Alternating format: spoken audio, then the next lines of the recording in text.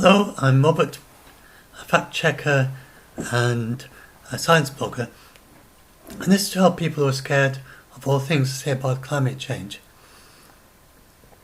And the thing is that we hear the Extinction Rebellion coming to the schools and telling people, you're not going to survive, unless we go rapidly down to zero emissions in 5 years and all this stuff. It's absolute utter nonsense. And so there's plenty of exaggeration on that end of the scale. But in the other direction, all you have are the climate denialists, who just say nothing's going to happen, which is obviously wrong. Anyone could see that with a little bit of sense.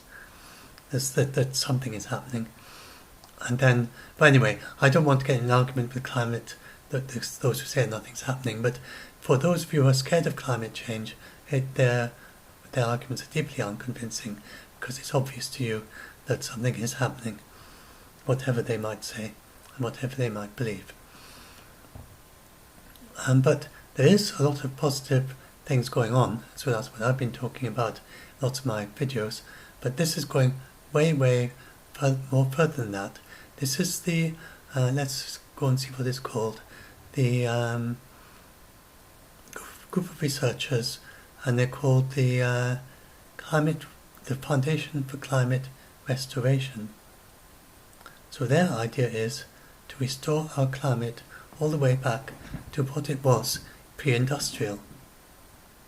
So, we've heard about people saying get to carbon zero by 2050, and the EU and the UK are both planning to do that, and California is, and we have now 120 countries, I think it's 121 last count, that have said that they are going to pledge to reach carbon zero in the COP26 in this autumn. So all the people saying, naysayers saying it's not working, I don't think you can possibly say that it's not working when you've got 120 countries. They'll be mainly developing countries. If we can get China and Japan, Australia, get some of the really big names on board with an increase of their pledge as well, then we have to call it a success. It never was expected to commit to 1.5. But anyway, this is saying that you could actually, all people saying, oh, that's such a challenge, we can't do it. And then people actually are going ahead and doing it. But now this is saying they're going even further, and I call this Dare to Hope, climate restoration. 3 ways to get carbon dioxide levels back to pre-industrial 300 parts per million by 2050, and they potentially pay for themselves. So I'm not saying that we're going to do this, but just even knowing that this is possible, even that someone can dream up these ideas and that they're not nonsense, gives you a kind of range of possibilities. Like we're in the middle of the range. We're not just absurdly optimistic with the zero by 2050. You can be far more ambitious than that. And if we had people sort of paying hundreds of billions of dollars or trillions of dollars, we could certainly do it. And but these are not even that. They can even pay for themselves. So this paper opens with calculating how much it would cost using Climeworks.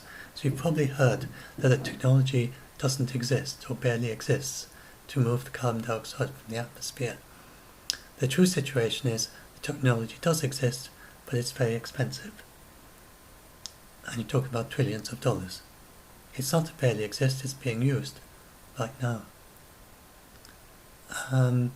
But what most people don't know is that also there are ways of removing the carbon dioxide in large scale that pay for themselves. That is not to say that you've got to put in a fair bit of investment to get it going, but you should get your investment back again. At least that's what the enthusiasts for it say, and the calculations seem moderately plausible, and that is what this climate restorations thing is all about. There's also the matter of the impact of it. So I'm just going to talk briefly about 3 of those. So the first I've talked about before. I've got an article about it. Not sure if I did a video. This is giant kelp farming. So give the background on the idea. So the land, quite a large area of the land, like equivalent to the area of China, is agricultural land, and then much of the rest, equivalent area within both North and South America combined, is pasture land. And both of those are very much agricultural. And pasture for our animals and agriculture for just growing our crops. So a vast area of the land surface is for agriculture. And there's a very small fraction of our population that actually survives on the land by hunter-gathering, just going around and gathering fruits from trees and killing animals for food. But if you come to the sea, then until recently it was entirely hunter-gathering, just hunting the fish, not farming them, and looking for seaweed. There's not growing seaweed, and so this is potentially a huge change, and we have already got to the point where half of our fish, close to a half, it should reach a half this year probably, will be farmed rather than wild caught. So we're sort of moving over from hunter-gathering to farming, and that's actually necessary for our population if we keep the same level of fish eating. So, but this is the idea now of farming the oceans. And this is actually done. It's not a new idea as such. This is, if you look at this satellite image and these little dark patches there in the sea, that is little farms of seaweed. And this is in South Korea. And it's an ancient technique from South Korea and from China. Seaweed farms in South Korea. This is just one part. And if you go, this is the larger image. This is just a fraction of this. I think it was that bit. Look at it, the whole area. Vast amount of seaweed farming is done in South Korea. And it wouldn't show up with greening, but it's helping sequester CO2. And the great thing about this is that it also reverses the acidification. Each one of those little seaweed farms is taking carbon dioxide out of the ocean. It's photosynthetic. It looks black because it's in actually most people don't realize it, but plants, because they're green, the green is actually reflecting away the most useful part of the sunlight. It's really quite bizarre. You would think green leaves would absorb the most useful part of the sunlight and reject the bit that is a little bit not so bright. But if they did that, they would be purple, because they'd absorb green and reject the red and the blue. They'd be purple, magenta. And actually, there are some bacteria that do that absorb green, and the red so purple bacteria, and the one explanation for why the vegetation is green might be that in the early Earth, before we had much, as the first photosynthetic life was beginning to introduce oxygen to the atmosphere, then the original, if you could go back in a time machine, the oceans might be covered in purple algae instead of green algae. And then the next generation after that would be green, because they would be using the light that was filtered out of all the best bits by the purple algae above them. But we have so much abundant light on Earth, we don't really need a lot of it it doesn't matter if the trees and the grass are actually not using the best bit of the spectrum. So when they moved to land, they just didn't bother to change colour. It just green was working well enough. No need to go to turn back to purple. But if we go to Earth-like planets around other Earth-like atmospheres around other planets, we might well find that some of them have purple trees, because it actually makes more sense. Except that we've got so much abundant sunlight, it's like the trees can't even be bothered to be purple, because they get enough energy to being green. So, but you get best of all is black. Black will absorb more sunlight. So that's why the kelp is black or dark. That's why seaweeds are dark brown. They have what are called antenna pigments. They actually have like this green, it's sort of green, so it's absorbing the red and the blue, rather sillily. And then it has these antenna pigments that absorb the green light and transfer that over to chlorophyll so that it can actually make sort of transfers the energy from one part of the spectrum to another in order to do the photosynthesis. So that's why it's all black. Anyway, so you have this very efficient photosynthesis, and the kelp grows very fast. And it's actually much more faster growing than land crops. And it takes up a huge amount of carbon dioxide, but it takes it not out of the atmosphere, it takes it from the ocean. Because it's below the sea, of course it does. It's not got any access to air. And so these are taking the carbon dioxide out of the ocean, so reversing acidification locally and out of the air. So, and then it's really underutilized. If you think, I mean, quite large areas of ocean there, and how often have you gone down to the seaside and seen vast seaweed farms, or when you've gone out in a ship, gone past them? We just don't have them almost anywhere except in China and South Korea. So there's a vast potential for seaweed farming. And you could start by doing most of the Mediterranean, for instance, could be covered in seaweed farms. You'd start with nice sheltered areas. And then eventually you would, it's not too difficult to make it resilient to hurricanes and things. And eventually you would put these seaweed farms in the ocean gyres, where the plastic now accumulates, and the bits where they're going to want to clean up the plastic, and like the Sargasso Sea as well. Then that's a great place to put seaweed farms. So that's the plan. And these are some videos you can go and see about seaweed farming. This is a chap who's doing it in over the Americas.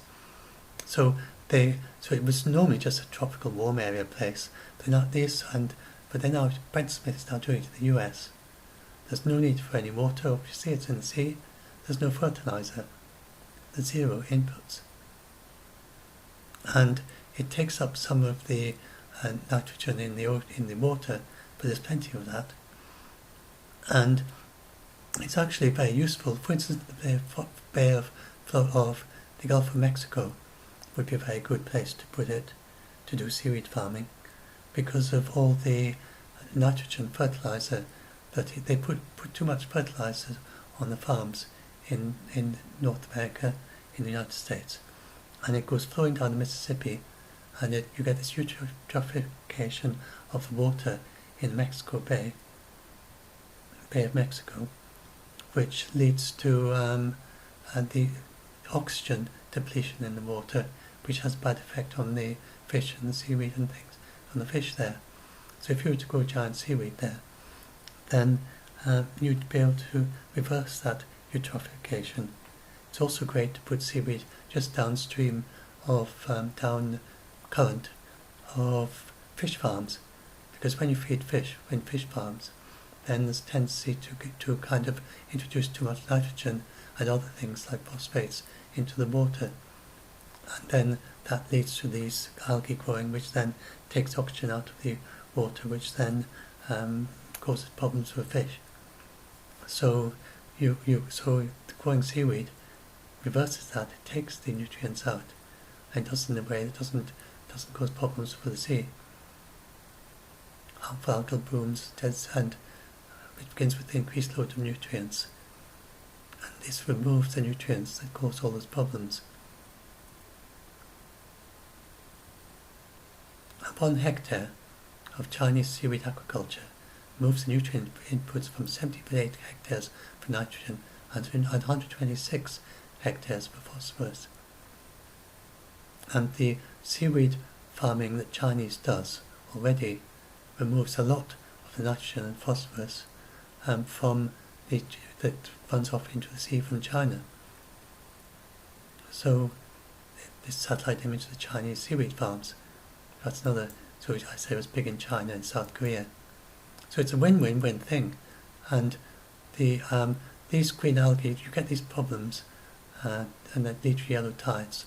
And so you are things you need to deal with, monitoring it and figuring out how to get ways to make sure it doesn't get covered with the wrong stuff. White stuff is this dark stuff, which is hidden below the surface. Green stuff is not what you want. But they can be solved with better seaweed cultivation techniques. And so then, if it moves to really large scale, then this can actually move vast amounts. It goes 30 times faster than land plants. If 9% of the oceans were covered in seaweed farms, it would produce 12 gigatons of biodigested methane substitute for natural gas. And this removes, and if it's then burnt to produce electricity and the carbon dioxide from it captured, it removes 34 gigatons of CO2 in the atmosphere every year. And then seaweed growing and captures another 19 gigatons, and quite a lot sinks down to the sea. That's 53 gigatons a year you could get if you would cover 9% of the Earth's oceans. That's a lot more than human emissions, which is 40 odd gigatons. So, what's the catch? Well, it's partly you do need to investigate. So there's some things that are not appropriate for seaweed farms, especially close inshore where it's like salt marsh or some other protected habitat that is very valuable in itself. You don't want to grow seaweed farms there. And so you have to choose appropriate places, but there are plenty of appropriate places to get it started, and the people are already starting it. And in northern areas, and it can grow way up north. It doesn't need to be just in the tropics.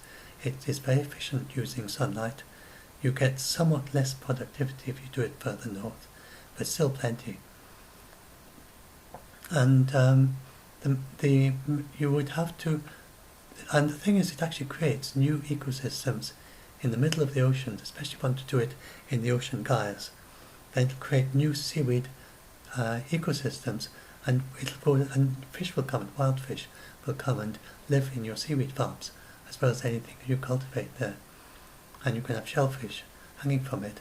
And it doesn't do much to the seaweed bottom, because that is, especially if it's in the deep sea, and that's way, way down below it. And it's not going to interfere in anything, it's really just adding new habitats. And it's hard to see any downside really to it.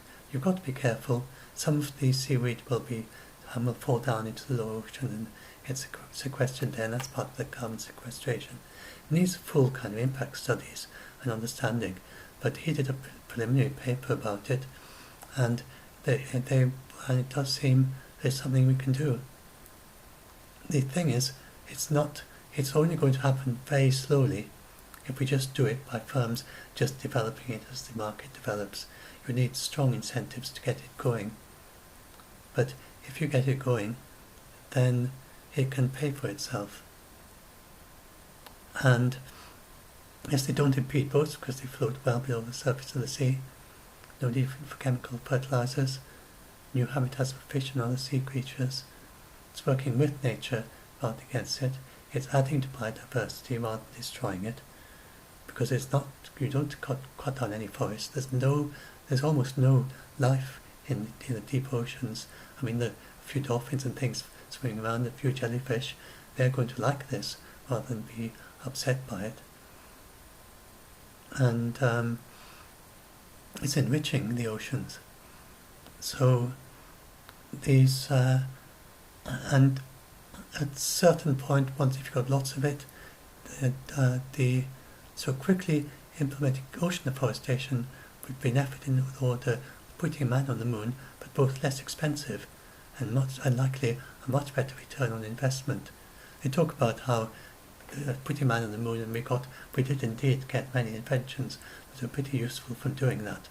But people do argue that if you just put that money directly into research rather than into putting men on the moon, then you get even more inventions from it. So it's not absolutely clear that that was the best way to make all the inventions that we got from putting a man on the moon. And this has very direct return. We say research and development is needed in ocean, marine biology, ocean chemistry and physics, ocean microbiology, geosynthetics, ocean engineering, economics, business, international law, and more. So they're not saying that it's something that you can just do easily, quickly, but you can do it not just too easily without thinking about it. There's a lot of things to be looked into, but you get a return from all that. So that is it. I mean, all of these things are like that. You need, that's like their thing, climate restoration. Solutions to the greatest threat facing humanity and nature today, foundation for climate restoration. And they have various events and papers and things. And so that is one way that we could conceivably, so with that giant seaweed farming, they were talking about getting back to like 1 degree C by the end of the century, and getting back even more. No, I think they're going back to pre-industrial by the end of the century. What was it they were talking about?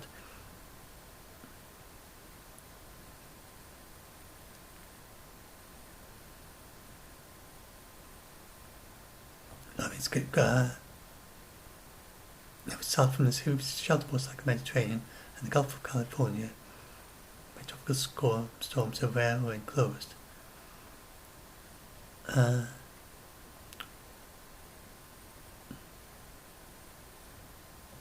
Somewhere I said how low the parts per million in.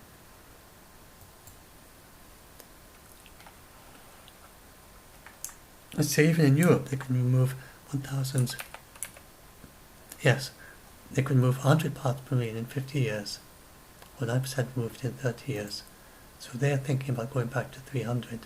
So it's the same idea, climate restoration by 2100. These people are looking at this as doing it by 2050. So it's much more ambitious. They're saying that we could go all the way back to carbon zero by 2050. The difference is that seaweed one has a much slower start.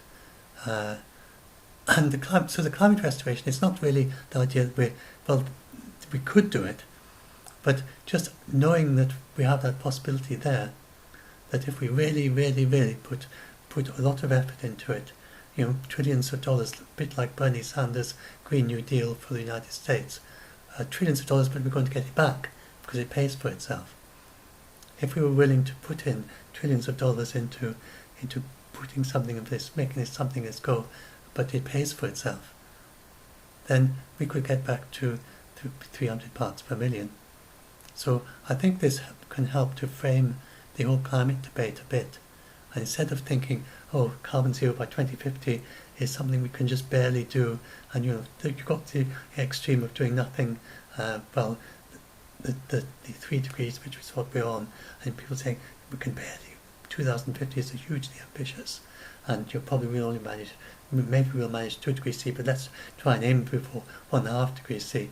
This is kind of putting another dimension to the whole thing, and saying, well look, let's think about, just dare to hope that we could go back to well below carbon zero, and actually remove all our carbon dioxide by 2050. We could certainly remove all the carbon dioxide to get back to 1 degrees by 2050 if we had even a small element of one of these programs, never mind doing the whole thing. And we could go back even much further if we wanted to. I'm not actually sure myself if we do want to go back below what we are at now, maybe a little bit below. But so anyway, that's one of the methods.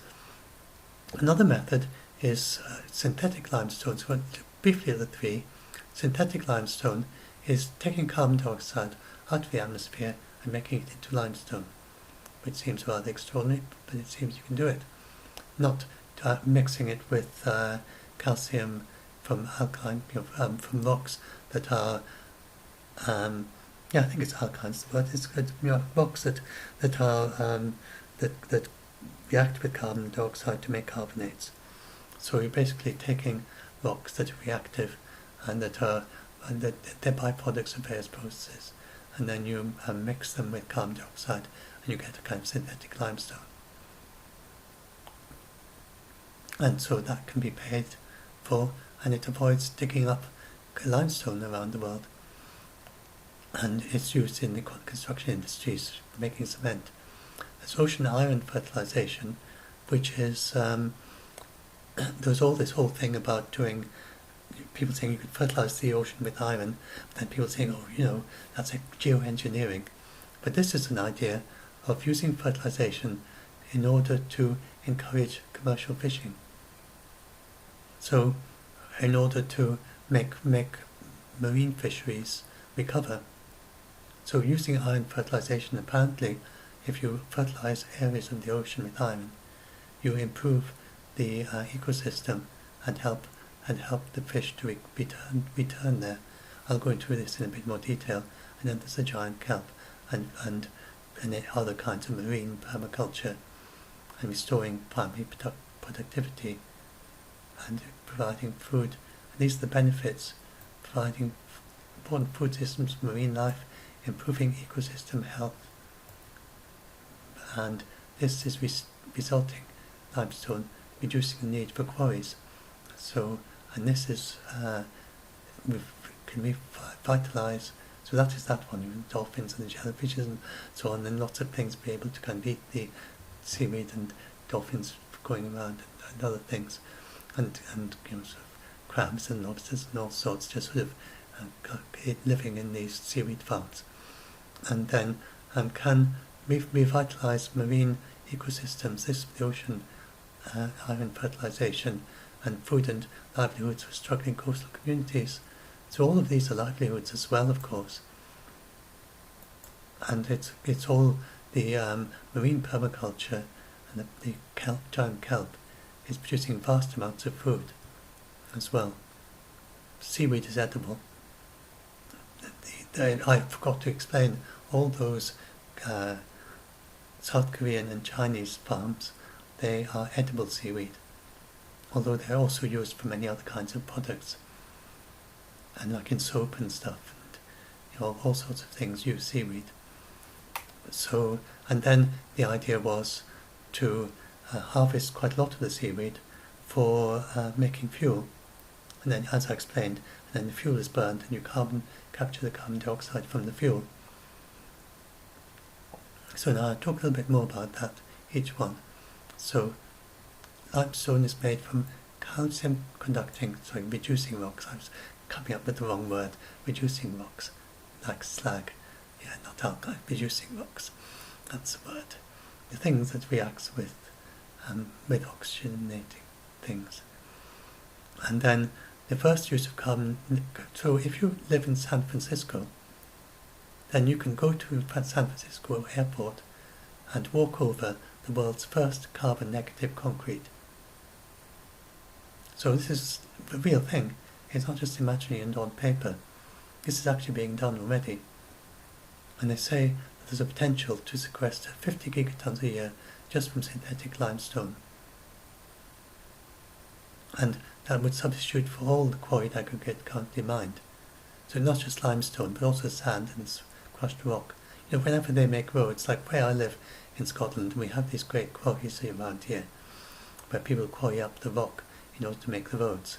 Well, if this was done, then they'd be using things like slag and mixing it with carbon dioxide, and that would replace all that quarrying, and you wouldn't have to quarry in the mountains. Or dig up sand. So it's good. It's a plus there. And then the iron fertilization from the ocean, over 1% of the ocean, but it wouldn't just be dumped willy-nilly, but it's a kind of fertilizer. And you have each island coastal state would have little pastures, around 30 pastures, half fallow, fertilized and half fallow. And 10 such projects would give you the 300 pastures needed to sequester 50 gigatons a year. So, and I forgot to say how big each pasture is there. It's a number of hectares. I've got the thing here. Check pasture, search for pastures.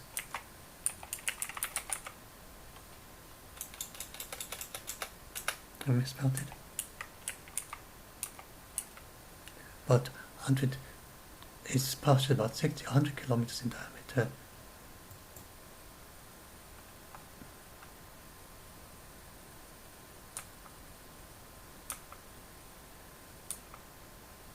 Yes, so each pasture about 100 kilometers in diameter can move about 200 million tons of carbon dioxide. So 300 was sequestered for 50 gigatons. So I mean, it's a pretty big pasture, 100 kilometers in diameter, but it's each, so you're talking about each, so I should put that down there. So each island or coastal state that wanted to do it would have about 30 of them. Maybe you'd have more of them around Australia or somewhere like that. But you just need 10 projects, each with 30 of these 100 kilometer diameter pastures, to get 50 gigatons sequestered a year. And these would help restore fisheries. And it wouldn't be used coastally, because you don't want to impact on coastal ecosystems, but in the deep sea, offshore. So anyway, so those are the 3 projects. And then they did talk about direct air capture. I mentioned that at the beginning. And it says it actually does exist. It costs about $600 per tonne. But they predict that this will go down to about $100 per tonne by 2025. And that cost, to sequester that 50 gigatons a year, it would be $3 trillion a year. That's a lot of money for 30 years. That's double, that's 1.5 times, more than 1.5 times the total funded spending on military spending. But if we really wanted to just go flat out and just really spend vast amounts on this, then we could do it just even by this technology we have already, just removing it uselessly and just capturing it onto the sea. But this doesn't seem, these surely are more sensible projects, because you get far more.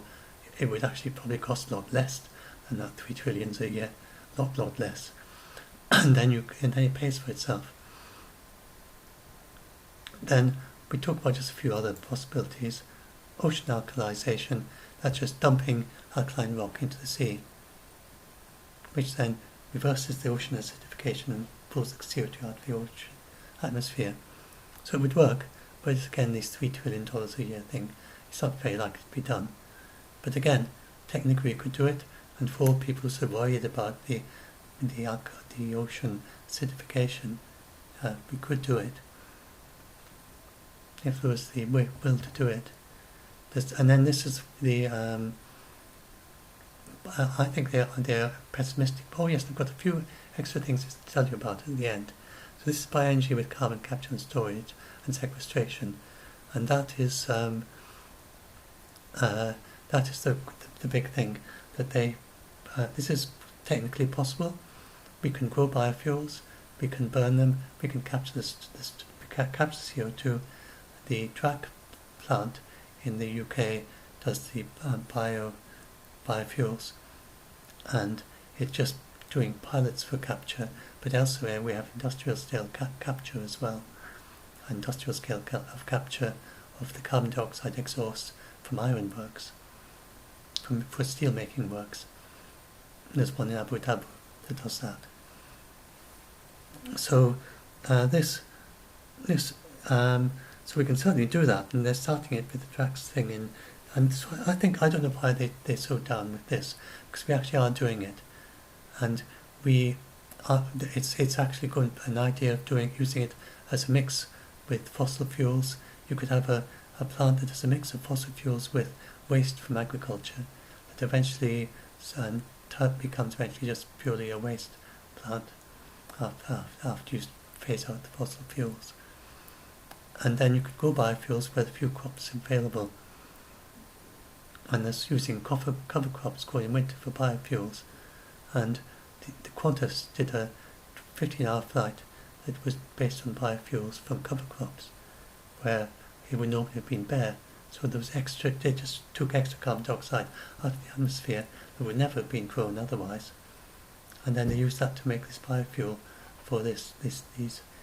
So it wasn't taking the place of agriculture, because in northern parts of the world, high latitudes, they often have the crop just left, the ploughed fields just left bare over winter, so they put a cover crop on and then use that to make biofuels. This is still very expensive, but it's taking carbon dioxide off the atmosphere. There's also possibility of algae for biofuel, and that's never been commercially viable. I cover that here. It's just a big challenge. A whole lot of promising startups, like about a decade ago, but they never quite got to fix. There's only one or two that's still at it, and there were just problems, just nitty-gritty, niggly problems with kind of processing algae into fuel, and you ended up, using too much energy, more energy than you got out of it, which obviously doesn't work. But that may break through. There are ideas for ways it could be a breakthrough. And so anyway, in Australia it's also home of the eucalyptus tree, and that could be a precursor for jet fuel, and jet fuel from algae. So the advances of processing the algae, and it's a new, more efficient way of doing it. So that's another way you could get, in this climate restoration they said it couldn't take us all the way, but it could be a part of it, and the BCCS could also be part of it. Agricultural, forestry and improved land use, and of course that is already part of our projects, and for most of that then we think that's just being a few percent. However, and there are many vast projects of this going on. I've talked about this in these videos here, and you could find loads and loads of videos of reforestation that's happening around the world.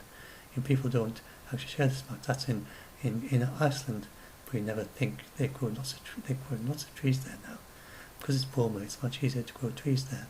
But eventually did have trees. Look at all these tree restoration projects. And that was the very extraordinary one in China that converted to that. And loads of tree forests going on. You don't even hear about most of these. And including in Brazil, that's a really nice project in Brazil. Another nice project in Brazil. Another nice project in Brazil. So there's lots of that going on. And it's a bit puzzling. They didn't seem to think they're viable. This was a little bit puzzling, this climate restoration thing. They're very focused on their big ideas. But anyway, there's definitely this going on. And in the soil improvement, using biochar, and that's got a lot of potential. This is the Amazon, and the Amazon rainforest. It used to be agriculture, not all of it, just bits near the Amazon itself, but very large areas around the Amazon used to be cleared. They weren't trees, and now they're clearing the forests again. And so when they talk about clearing the Amazon forests, some places they're clearing forests that has never been cleared, but in some cases, and strictly speaking, they're just clearing it again from where the people had it before the conquistadors came and destroyed their civilization, and then the trees just grew back again. So some of the Amazon rainforest and deforestation is just clearing it for the second time, and humans cleared it for the first time in the medieval times and earlier. So if you go and look at those things, when they've cleared it the second time, they go and find a lot of the soil is very rich in carbon, and it's biochar, where you burn organics, wood and things, and you mix it into the forest, into the soil. That's another idea that's being explored. That can take quite a lot of a lot out of the atmosphere. So this was another paper from Carbon Brief, and it talks about some of these other possibilities. So biochar, that's up to 1 gigaton a year. It's nowhere near their hope 50. You earn $65 per tonne for each tonne of carbon dioxide that you sequester. So you could have $65 billion from biochar. Soil improvement, then you could have 1.9 gigatons per year, and earning 38 to 171 billions a year. And forestry, then you could earn up to 60 billions per year, and up to 1.5 gigatons of carbon dioxide from that. So those three alone, then that's 1 plus 1.9 plus 1.9. So there's quite a lot. They find a total of 4.4 gigatons a year of sequestration, earning up to $269 billion a year. And now the thing is that it's not all going to be taken up, but these are, because there'll be people who are just stuck in their ways and don't want to take up these new methods, or there's some reason or another why you can't do it. But just some portion of that will make a big difference to offsetting our carbon dioxide by 2050. Now, another possibility is synthetic fuel. And suppose that in places like United States, in most places, it's just too expensive to make synthetic fuel. But in places like Australia, where these, it could be more practical to actually have vast amounts of renewables. Instead of storing the excess capacity, you just overproduce and use the excess power to make synth fuels. And so this is being explored in Australia with ammonia to start with. They could eventually do and synth fuels, and these ammonia renewable fuel. And another possibility is Tasmania. It's close to 100% renewable, and they expect to vastly increase that. So it's not happening quite yet, but once you've got greatly overproducing, enough for your cars, enough for all your electricity, then you can increase beyond that. You can make synth fuel for biofuel. And then, but now this, I actually have to check some of these figures now. So regenerative grazing. So these are quite extraordinary figures. Hard to believe, but this is the FAO has these figures. So it's reasonably reliable sources. So regenerative grazing is making sure that the pastures worthwhile worldwide are all managed optimally, including replanting the grass, and the best use of pasture. The logistic challenge of scaling new agricultural practices is considerable. Farmers, especially in poor regions, tend to be risk averse. So unlikely that they would all engage in the retraining, retooling, and capital investment needed to engage in improved land management practices, increased carbon dioxide storage. But then, part of it is, it's no wonder they're risk averse, because they have very little money, and they risk losing their farm if they take up some project like this. So investment and zero interest loans and actual direct grants then from the Clean Climate Fund could help a lot with stuff like this. And as the example of Brazil, then Brazil is actually, I probably do have a separate little video at some point, but Brazil, their agriculture is greatly improving in efficiency, and this will eventually, probably in the early 2020s, take the pressure off deforestation, and eventually large areas of Brazil are expected to be abandoned. And then all that abandoned land, because the agriculture is too efficient, and they've got plenty of land now for agriculture, and then they just have the farms in the most optimal places, and there'll be lots of abandoned things. And because they're just in the demand, if the agriculture gets more efficient as it already is. And so, even including increasing demand with socio-economic models, and then they find that it's well possible that Brazil starts having a lot of unused land, abandoned land, in the late 2020s. So that's carbon sequestration. Well, but if you look at looking at big improvements in agriculture worldwide, regenerative grazing, the sort of thing that they do naturally, they do anyway in the best practice pasture, then they reckon 98.5 gigatons, double, that's more than double, 1.5 times the total of total human emissions could be sequestered every year. And some people question about how many years that goes on for, but they gave examples in this article I've got a link to, of places where they've actually measured the regenerative grazing over decades. It's still going on. It's still sequestering carbon, and I can well believe that in the UK. I did occasional archaeological digs as a child. I used to do a bit of voluntary work, and if you do an archaeological dig, there's just deep layers of land, of ground above that, and it's a fertile ground above the layers where you get down to. You just dig down. Since the Roman times, which is not that long ago, the soil is just built up and up and up. So if you have good agricultural practices, then that happens. Then it just keeps building. It doesn't stop at some particular point because you've got so much carbon in it. Other regenerative farming methods. So the various examples. And then there's biologically enhanced compost. That could be 184 gigatons a year if you were to roll that out over the whole world. So that's a very particular practice from Mexico. Quite a few of these from Mexico. So these are some various other ideas that could be globally 17.4, 16 gigatons, 40 gigatons, and that's the 98.5 gigatons. And so the various other ones, other systems being validated and in process of peer review and publishing. So, again, they're all big projects. I'm not saying any of this is easy, but it pays for itself because the regenerative farming, you get more crop yields from it.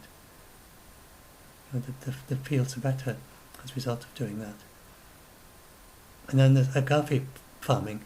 That's an interesting idea from Mexico, using agave, and it's got amazing range of different things it can do. I talk about it in a separate video. You can have a little bit of read of that. And then there's 2 billion hectares of land worldwide degraded, suitable restoration, an area larger than South America. And if only 10% of that land was converted to these systems, it could contribute a significant part of the 40 gigatons for climate restoration by 2050. So, is this all possible? An awful lot, you could say, an awful lot it's not very big trials yet, some of them. The seaweed, and obviously we could do seaweed, but could we roll out seaweed across all the oceans on that scale? How much of an effort does it involve?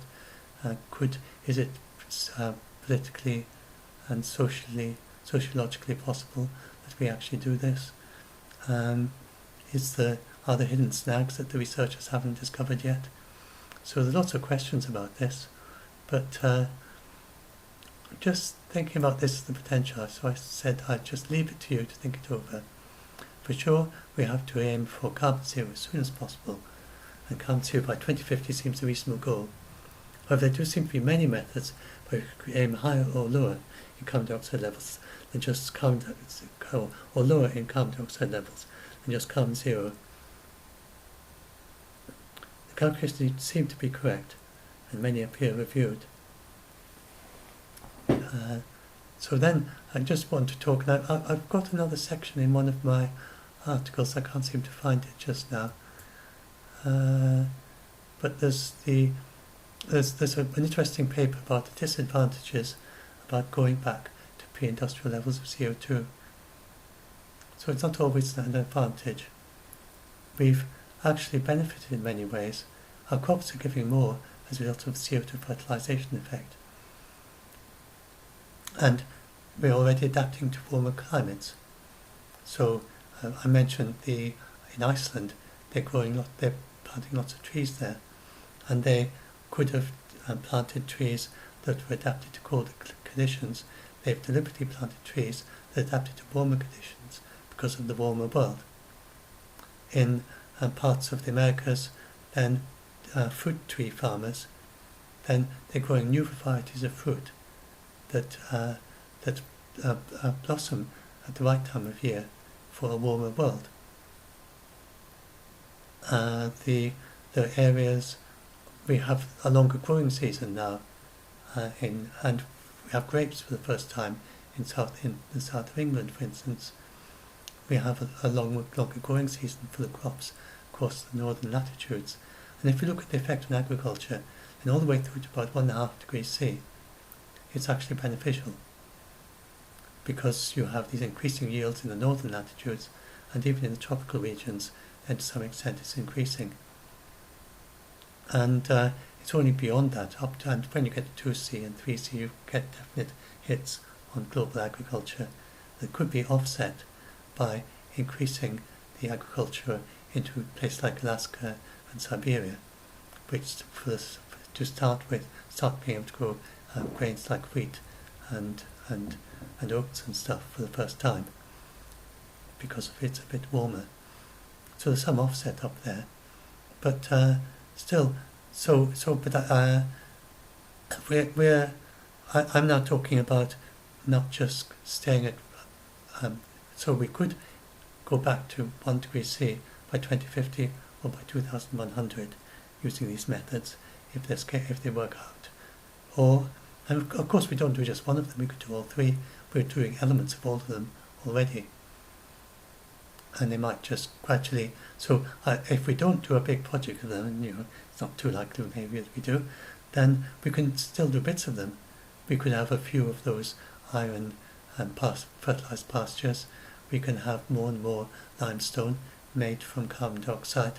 We can roll out seaweed farming over large areas of the Mediterranean, and then eventually try them in the great big ocean gyres.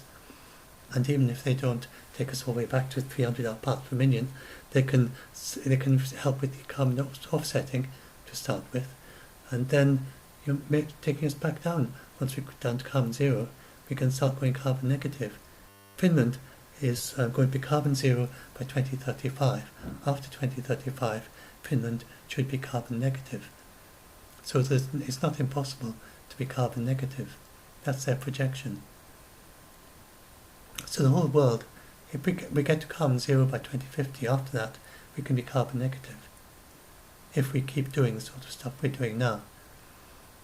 We don't just sort of say, oh, we've got there and now we just don't need to worry. But there are disadvantages to going back too far. So as I said, all those things about increased fertilization, trees being adapted, and the new businesses using the nearly ice-free summer Arctic seas. This is going to be billion-dollar businesses by then. So what do you do when you've got this technology, this agriculture? You've got seaweed farms gradually spreading over the oceans, and the carbon dioxide is coming out of the atmosphere. Then you might get people complaining and saying, look, all my fruit trees that I got because I thought it was going to be global warming, and they're not going to be flowering at the right time of year. And you get people saying, oh look, I've gone and made all these businesses that involve shipping through the Arctic, and it's not going to work anymore. And same for animals as well. It's like the grey seals, not the grey seals, the grey whales.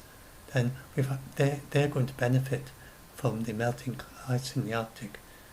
It used to be, before there was all the whaling, then there were vast numbers of grey whales in the Arctic region, and then they were all hunted away, and then very few of them, now they're coming back, and then because of the melting ice, then expected to grow in population quite a lot, and there could easily be more than pre-whaling, and some of them, one of them swam around and eventually got into the Mediterranean, very puzzlingly, because they'd been hunted out of the Atlantic, and there just weren't any grey whales left anymore.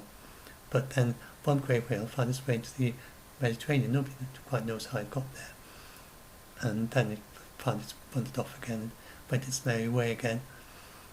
So it could have gone south, below South America, or it could have gone north and come through the Arctic. And I think it might come through the Arctic. So we might well get our grey whales back in the Atlantic again. And anyway, so, and another thing is that we have averted our next ice age for 1,500 years from now. That's the way it's expected to be. We can now do the modelling properly. When I was a child, in the 1960s and 70s, they thought we could be heading for the Ice Age at almost any time, because it was I think it's 10,000 years since the last Ice Age or something. It was the same gap in all the previous Ice Ages, and they just thought, we've been in a warm period for about the same time, so we could be going to an Ice Age like at the end. By now, we could have been beginning to see the beginnings of the next Ice Age, but they didn't understand the Milankovitch cycles back then in the 1960s, when I was a child. And then in the 1970s they understood them, and then it's after that they developed the idea of global warming as being a potential problem. So I actually remember that anyone of my own age who was interested in science remembers science before global warming even was a thing, and has watched the whole thing develop all the way to what it is now. And I say it's absolutely amazing what's been happening all that time, from the 1970s right through to 2015, hardly anything being done, lots of small-scale attempts, and now look at what we're doing. It's absolutely extraordinary.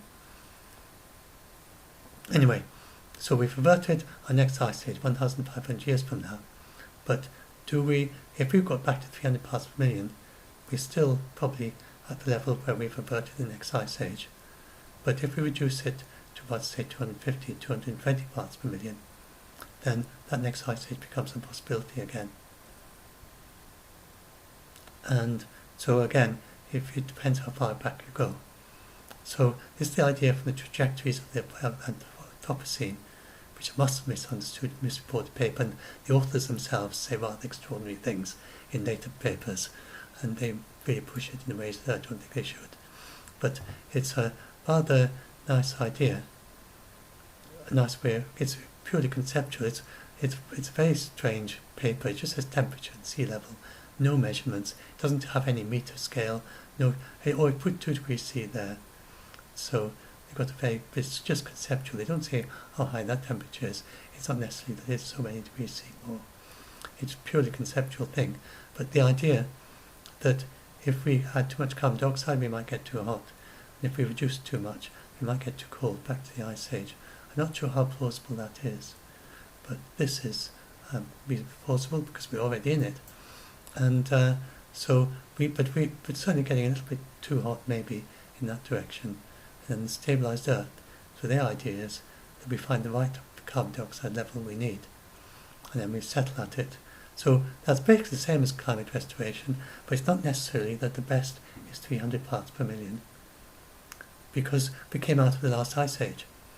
And, I mean, if we've been doing all this, sort of 5,000 to 10,000 years ago, then people would be saying, well, look, we're in an ice age, and do we want to get out of the ice age?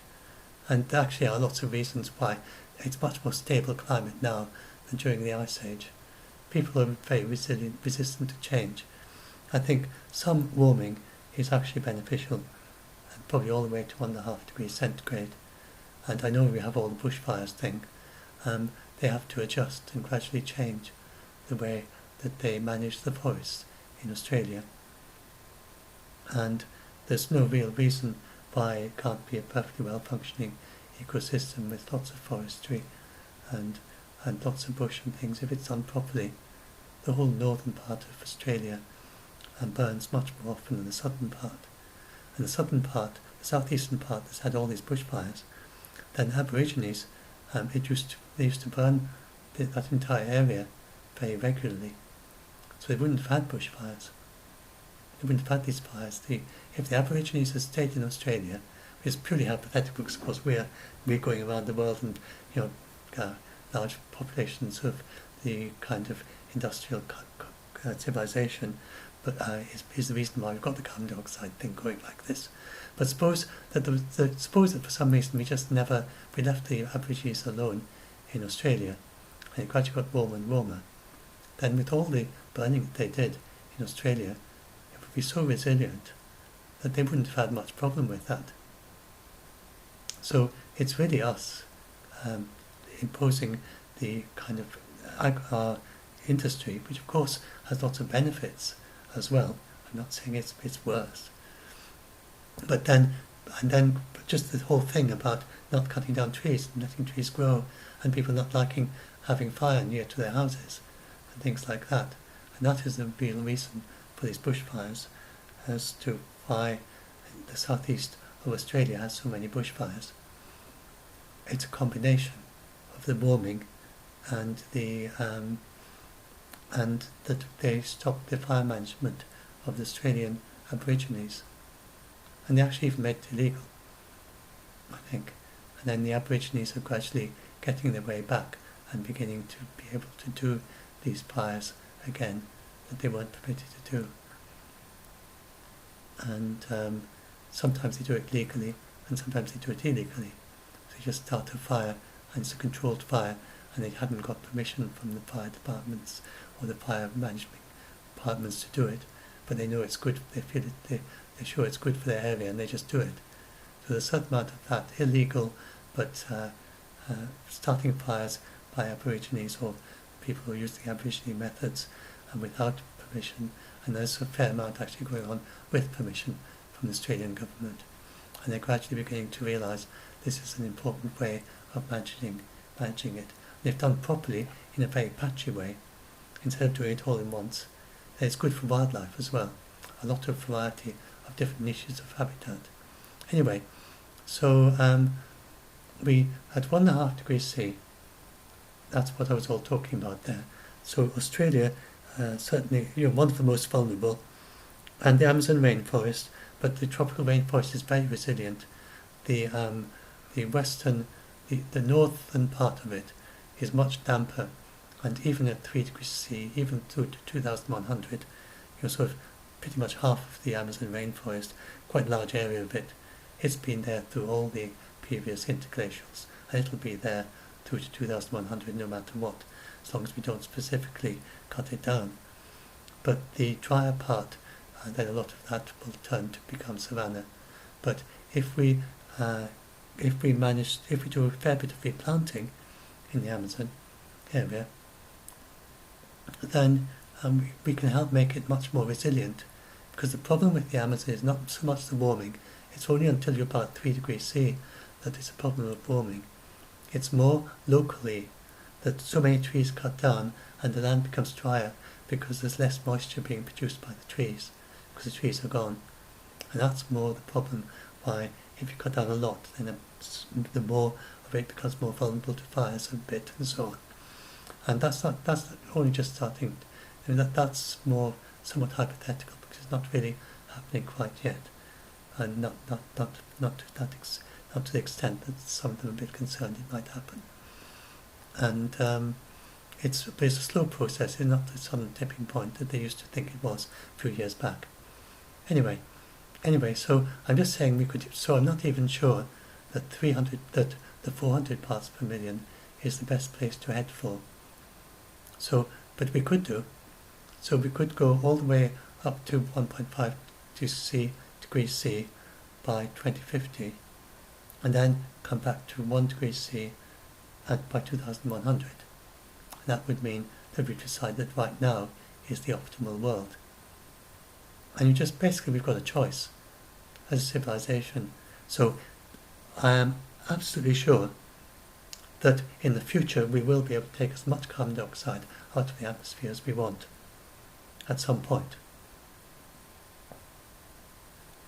Just even the mechanical way of getting much cheaper, I'm talking about decades to centuries. So on the time scale of ice ages, and for sure we can do any of these things and much more with greatly improved technology. So I think that this trajectory, the Anthropocene the basic idea behind it is a good one, that we can choose which CO2 level we want for the indefinite future. And I think by the 23rd century, then it will just be people will having political decisions about what should we set the carbon dioxide level to. It will be a deliberate choice. And then they will be modifying you, so how much seaweed you'll be burning your seaweed and sequestering the CO2. They might even be deliberately letting CO2 out into the atmosphere in order to keep the levels high enough. if they're growing lots and lots of seaweed. I mean, if you've got vast amounts of seaweed and they're sequestering 50 gigatons a year, and it's become part of your industry, then you might actually start creating CO2 to counteract. Because if you're losing 100 parts per million every 50 years, every 30 years, then you're going to have very low levels of CO2, and it would impact on agricultural yields, and it would impact on making the next ice age 1,500 years from now. So I don't think if these projects, that's another thing, that if these projects became a big thing, what do you do at the end of it when you've got down to 300 parts per million? I wonder if the climate restoration people are thinking about this. Do you, especially if it's due to, say, all your limestone is coming from the atmosphere, and you've taken away 100 parts per million in 30 years, which is the same figures for the giant kelp. If you did all three, then you've taken away 300 parts per million in 30 years, and you can't do it. There isn't enough carbon dioxide to do it. You're down to 100 parts per million, and suddenly you're at some level that the trees and plants would struggle, and do another 30 years of that, and it's all gone. So that's obviously don't worry about this. I mean, there's no way. I mean, it's very improbable that we have these vast amounts and then we do get down to pre-industrial by 2050. But I don't think we should be so ambitious as to go down to pre-industrial by 2050. I mean, that'd be a much faster cooling than the warming. And what really matters is the rapidity of the change. So when I'm saying all this, I'm a little bit sceptical about this project in the sense of actually doing it. But I think it's great that they have this, because it gives you the spectrum, the dialogue, the range of ideas, that we actually have these possibilities. We're not stuck. We can basically. I have my doubts as to whether we can do all this by 2050. Even if we wanted to. It's just such large-scale scaling up, and then you have to look at the impacts on the ecosystems, and I think we should do this. You do it bit by bit. You have your first 100-kilometre diameter iron fertilised seaweed farm, and iron fertilised pasture for fish in the ocean. Your first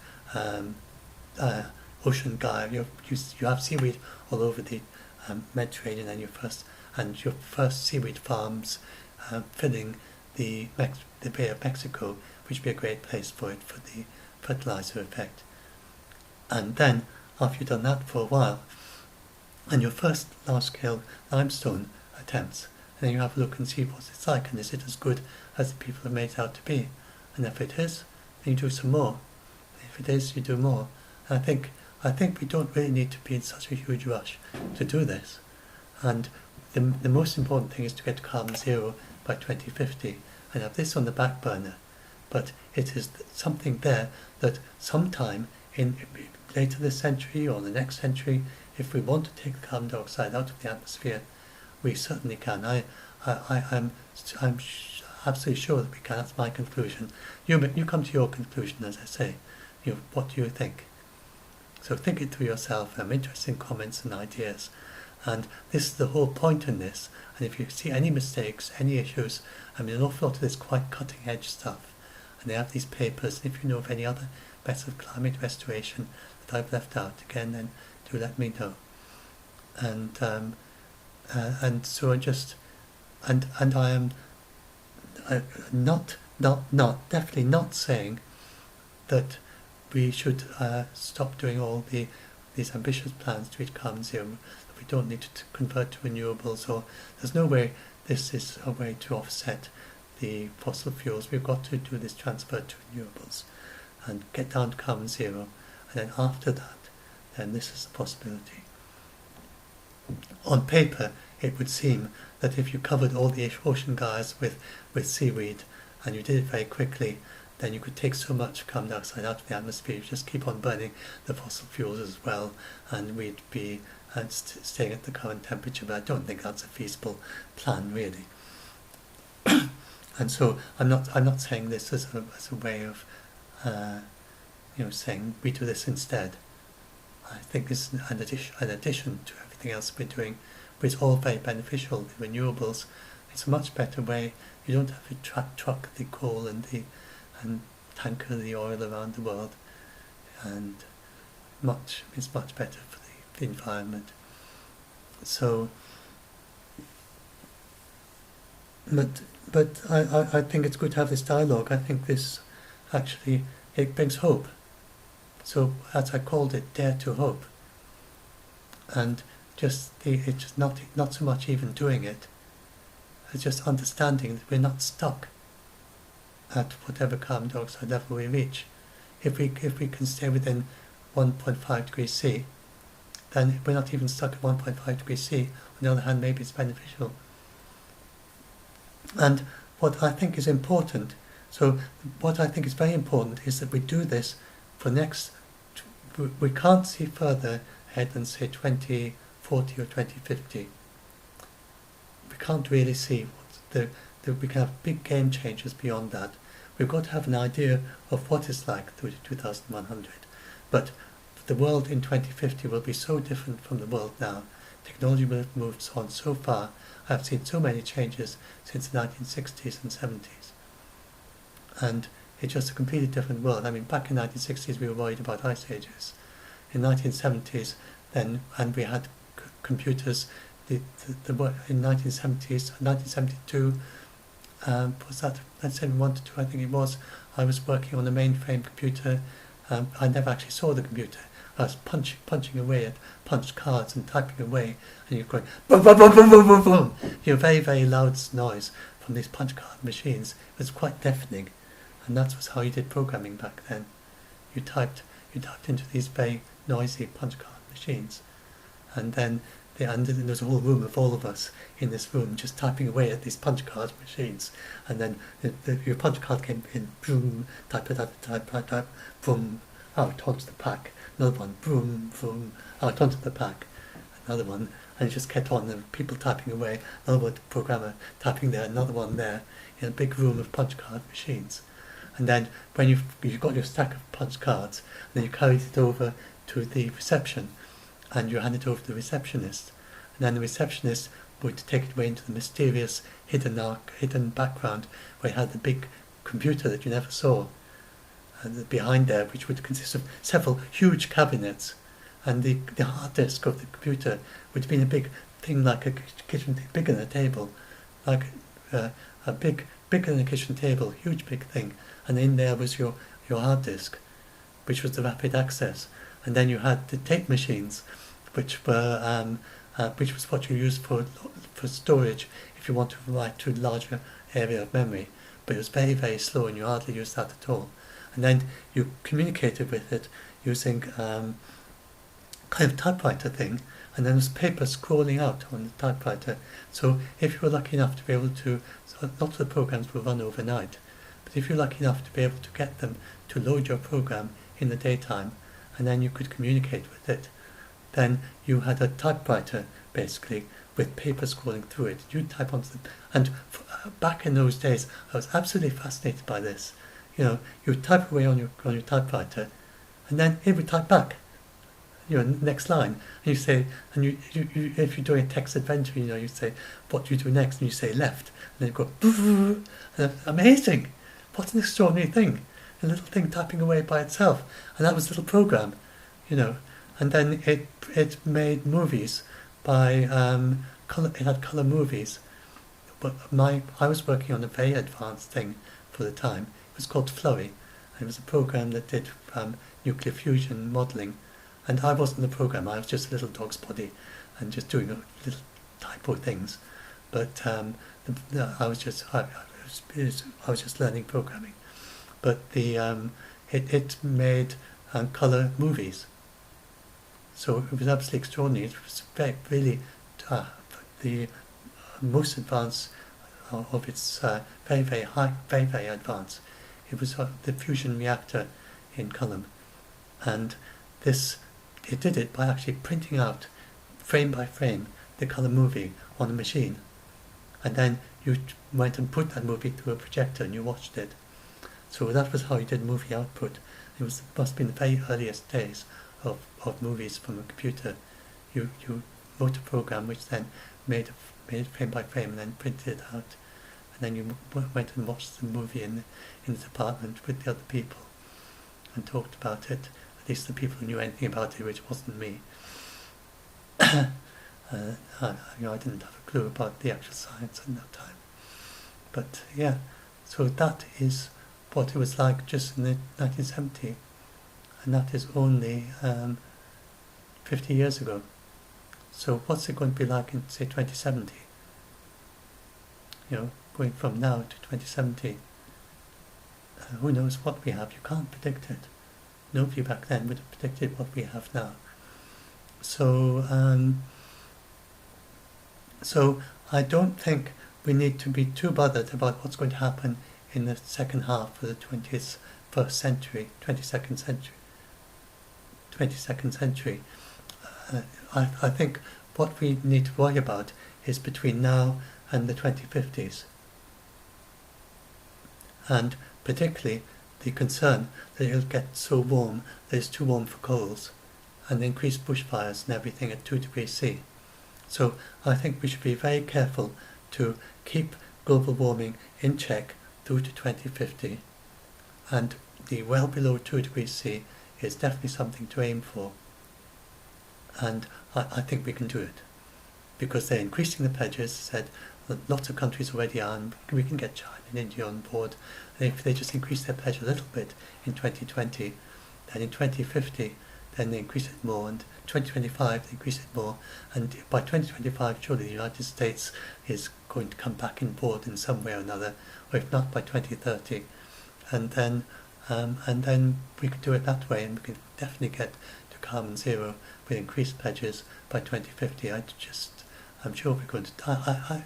I'm very confident we're going to do that. Actually, I think it's a very good chance, the way things are going. But then after we've done that, then we can be carbon negative, like Finland will be in 2035. Then we'll be carbon negative, and then we can do things like this if we want to, and some of this will be going on.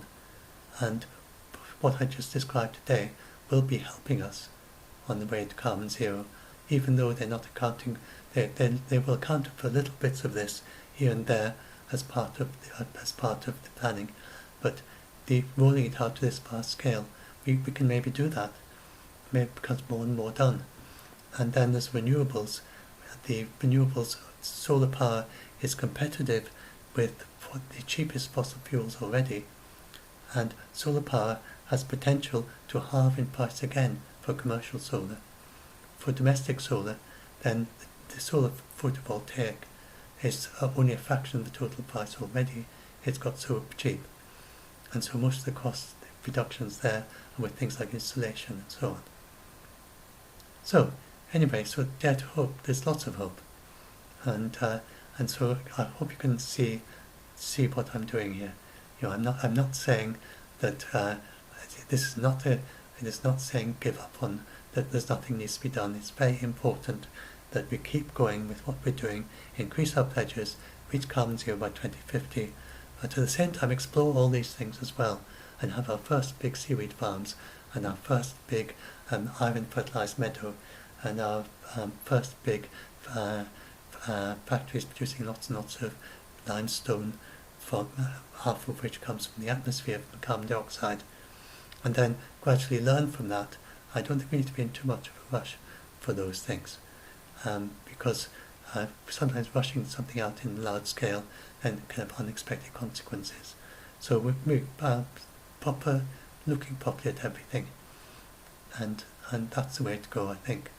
And so I hope this, and the main thing is in this talk is just really to give you optimism and turn around, because there's so much pessimism, there's doom and gloom, and saying things are worse than ever even imagined, and you're imagining, and you're totally underestimating how bad it's going to be. I'm saying it can actually even be better than people are imagining as well, and that is also possible, and it can be much better, and that we can actually just have to get to this point where we just choose what CO2 level we want. And I think it's quite possible by the second half of the 21st century, if we do step up as we are doing, then the political question then will be, what carbon dioxide level do we want? And we might even have a kind of global nations meeting. United Nations will probably have great big sessions in which they work together what CO2 levels we want to keep in the atmosphere, what is best for the growth of the plants. And you get people speaking up and saying, oh, I need a bit warmer for my part of the world. Other people saying, oh, I need a bit cooler for my part of the world. And they'll be saying, oh, what should we do? Do we go up a bit or do we go down a bit? Who is most important? Keeping the Arctic ice free because they got used to it by then, or and all the extra fertilization, or is it most important to cool it down for the corals and the tropical rainforest? But the corals gradually adapting and getting warmer. So we might get that by the second half of the century. It just bear in mind how much things have changed from that computer I was talking about in 1972, and even before then, earlier computers than that. And if you've seen the earlier mobile phones, but this is way before mobile phones, it was absolutely, utterly astonishing, the idea of a mobile phone, to me, typing away on my punch card machine in 1972. I just would have found it beyond remote, just incredible that you could have a mobile phone. I just wouldn't have believed it. And Asimov had these, he wrote these science fiction stories at the time, which were very hard science. And his stories, back at the same time I was typing away on my punch card machine, and his stories had the idea of a single, very big computer, the size of a city, the size of New York, full. His were a little bit earlier than that, back to the time of his very earliest stories, but back at the time of vacuum tubes. And imagine this huge computer full of vacuum tubes and filling an entire city, and with a huge team of technicians, thousands of technicians looking after it, and then people all the way around the world on their terminals. Like I was talking about, typing away on my terminal with the paper scrolling up, and you type away, and then the computer types back at it, and he called it multivac because it's made of vacuum tubes. And then he thought all the way around the world people would be typing away questions to multivac, which would be the size that he thought there would only be one computer in the world because it would be so expensive and so difficult to construct, and it would need a huge team of thousands of technicians looking after it. And then everyone else all around the world would have cables to multivac, and they'd be typing away questions, and they'd be simultaneously answering them all. Just one computer, one processor, answering all the questions in the entire world, and running simulations which would be incredibly crude by modern standards, but that was what they thought the amazingly far future idea. So what we have in 2070 or 2080 or 2100 compared to now would be the same as between now and multivac, and that idea of that big vacuum computer the size of New York, with people all the way around the world typing away into it from their consoles. And that seemed hard science back then and far future, and just people thought that could happen.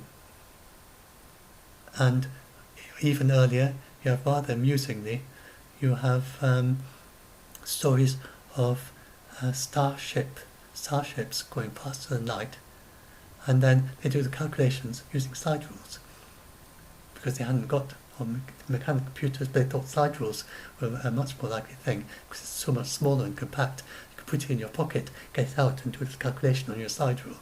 And they thought that the pilots of faster than light starships would use slide rules. So you've got to think that whatever we imagine for the second half of the 22nd century is likely to be very different from the reality. It's almost impossible. What we are thinking about, our ideas of 2100 are rather like thinking about faster than light starships with slide rules, because we just don't have the ideas for some of the technology that they probably will have by then. they're about, and many of the things that we imagine them using will seem as archaic to them as a slide rule is to us. I simply haven't seen a slide rule since my childhood. When I was a child, and everyone used slide rules in the 1960s, and that's what we used at school for calculation. And then we had the clockwork computer. We had it was very, very fancy in the maths room. Then there was a little clockwork machine that you put numbers on it, and you turned it around, it would multiply and add for you. And then, but most people, and that did with actual digits, but mostly we were using slide rules in our maths lessons.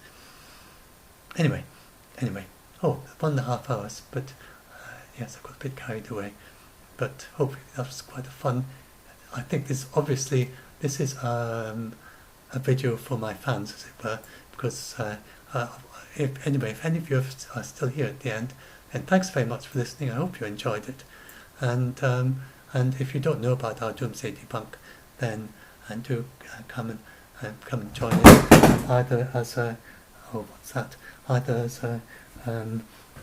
that's my mouse falling down, either as a debunker, fact checker, or if you're scared, or as someone to reassure other people, or if you're good at people, dealing with people, and some of our people have mental health issues, or especially of anxiety, post-traumatic stress disorder, and we have other things, an awful lot of autistic. So if you're good at talking to autistic people, then then the group can be helpful. You can be helpful in the group too. And we've discovered recently a fair few also with bipolar disorder. And so anyway, maybe see some of you in the group if you want to join in and give a bit of a help with all the scared people there, as well as many people who are very imaginative and sympathetic, and they get very scared very easily as well, because they're so empathic, and they just imagine things so absolutely vividly and have nightmares and things. And for artistic, poetic types, they often, amongst the ones, get very scared. And so I hope I've given you some images as well. So it's very important, the images of the images are very, apparently, oh yes, there we are. So I've got the images of the biochar and the ancient forests and the ancient techniques. Any other images I've got here? I should put a few more in here, but we've got some in the all the trees, forests, and I can leave you with an image back here of all this, the giant of the seaweed farming from China, and hopefully we're going to end up, we may end up with the world. We are going to end up with the world with a lot more seaweed farming than we have at present. And this, amongst other things, is going to reverse acidification of the ocean and help with eutrophication, which takes away oxygen and is bad for fish and things. So I'm sure that there will be a lot more seaweed farming in the future. And I think that it's one of the most important of all these ideas that I've discussed here today, because it's one of the few methods that reverse acidification of the ocean. And this is already having some effect. So the young oysters and young crustaceans, young crabby things, they have some problems, and then the butterfly, pteropods, butterfly fish, then it's the very small ones, it's very thin, and they have a kind of, I forget its name, a form of carbon dioxide that's very soluble, not carbonate that's very soluble. And so, again, it's because it's the larvae, there's vast numbers of them. It doesn't mean they're going to go extinct or anything like that. But anyway, reversing acidification of the ocean is also another thing that we can do. And lots of people don't realise that. And very possibly that too at the end of the ocean, at the second half. Anyway, I'll stop at 1.5 hours. We're just about to get to 1.5 hours now. Another few minutes.